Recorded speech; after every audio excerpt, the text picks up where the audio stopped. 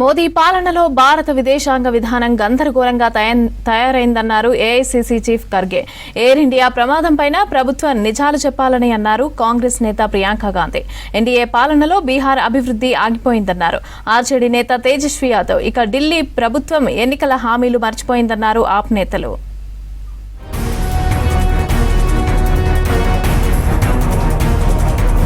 ప్రధాని మోదీ పాలనలో భారత విదేశాంగ విధానం గందరగోళంగా తయారైందని ఆరోపించింది కాంగ్రెస్ పార్టీ. ఐక్యరాజ్య సమితిలో గాజా కాల్పుల విరమణపై ఓటింగ్కు భారత్ దూరంగా ఉండడాన్ని ఖండించింది. సీజ్ ఫైర్కు 149 దేశాలు అనుకూలంగా ఓటేస్తే ఇండియా సహా కేవలం 19 దేశాలు మాత్రమే దూరంగా ఉన్నాయన్నారు ఏఐసీసీ చీఫ్ ఖర్గే. ఈ చర్యతో భారత్ దాదాపు ఒంటరిగా మిగిలినట్లు తెలుస్తోందన్నారు. పశ్చిమాసియాలో కాల్పుల విరమణ, శాంతి చర్చలపై భారత్ స్థిరమైన వైఖరిని విడిచిపెట్టిందా అంటూ ట్వీట్ చేశారు.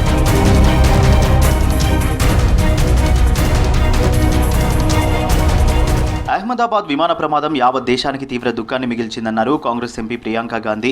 ప్రమాదంలో వందలాది మంది చనిపోవడం బాధాకరమన్నారు. దర్యాప్తు సంస్థలు ప్రమాదం ఎలా జరిగిందో తేలుస్తాయన్నారు. ప్రజలకు ప్రభుత్వాలు నిజం చెప్తాయని ఆశిస్తున్నట్టు చెప్పారు Priyanka Gandhi. I would like to pay homage to all those who have passed away in the terrible accident with the Air India plane. The entire nation, in fact, we felt heartbroken when we saw all those images on TV, and we came to know that there was only one single survivor of the entire tragedy. So that must teach us, all of us, to value every single moment of our lives. కేరళలోని వయనాడ్లో పర్యటించిన ప్రియాంక గాంధీ పలు అభివృద్ధి పనులను ప్రారంభించారు. వయనాడ్లోని కల్పేటాలో MCF public స్కూల్లో కొత్త administrative block భవనాన్ని ప్రారంభించారు. ఆ తర్వాత కాసేపు చిన్నారులతో ముచ్చటించారు. అలాగే పయ్యంపల్లిలో కొత్త మున్సిపల్ బిల్డింగ్కు శంకుస్థాపన చేశారు. పిల్లలకు చిన్నప్పటి నుంచే నిజాయితీ, బాధ్యతల గురించి చెప్పాలన్నారు. పిల్లలకు వారి అభిప్రాయాలను వ్యక్తీకరించే స్వేచ్ఛనివ్వాలన్నారు Priyanka Gandhi. Because when you take responsibility for yourself, my friends, then you cannot blame the world and blame other people for what happens to you.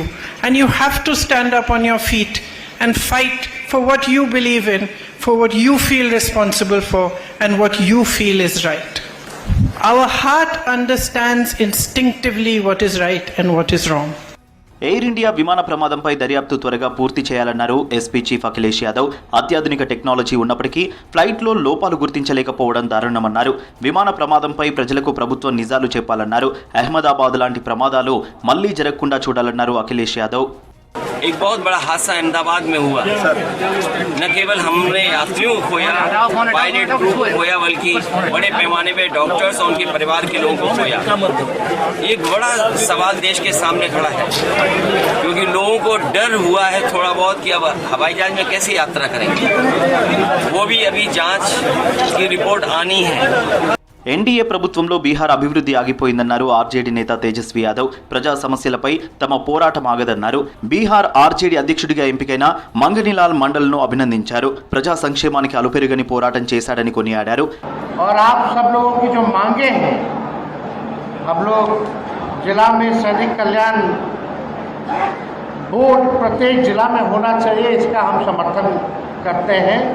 जब हम लोगों की सरकार बनेगी तो सैनिक कल्याण बोर्ड हर जिला में हम लोग जो है गठन करने का काम करेंगे. और यही नहीं, सैनिक आयोग का भी हम लोग जो है गठन करवाने का काम करेंगे. ఢిల్లీలోని బీజేపీ ప్రభుత్వం ప్రజలను మోసం చేసిందన్నారు ఆప్ నేత మాజీ సీఎం అతిషి.